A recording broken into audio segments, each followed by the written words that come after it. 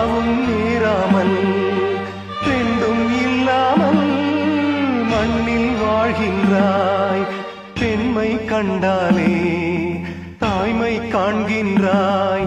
பலர் பூஜை கொண்டாடும் பூவாய் வாழ்கின்றாய். அன்புள்ள மகனே, அழுதது போதும், புன்னகை சிந்து, இனி பூக்களின் மாதம்.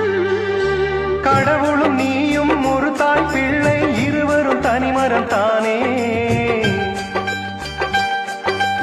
அவனுக்கும் உனக்கும் அன்னை இல்லை, அதனால் ஓரினம் தானே.